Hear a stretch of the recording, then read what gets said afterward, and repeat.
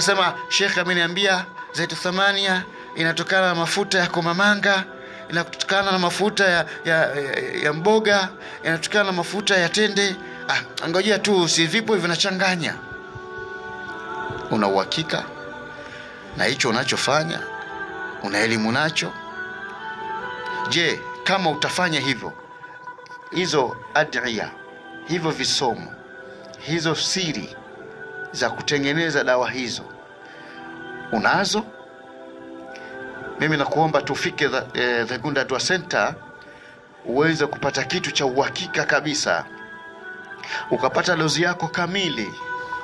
Itafungua milango yako ya biashara, itafungua milango yako ya maisha, itafungua kazi zako, itafungua upendo wako, mapenzi yako, itafungua umaarufu wako.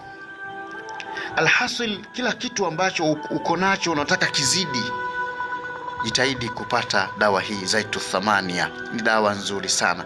Dawa hii maalum, haina madhara yoyote.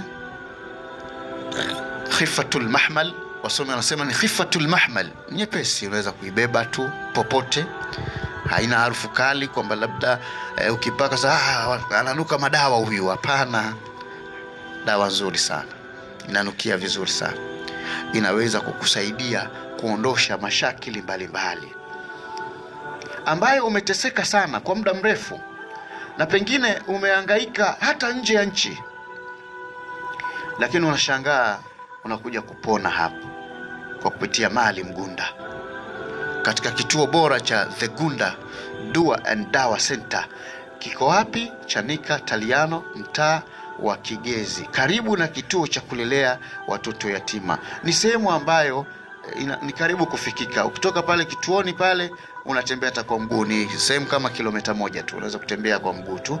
Na sasa hivi wanaitengeneza barabara ile, itakuwa ina changamoto kidogo ya vumbi, lakini ni kilomita 1 tu, hapo utakuwa umefika na utakutana na ndugu yako Maalim Gunda, na kila kitu kitakwenda katika mustawa na hali aina yake.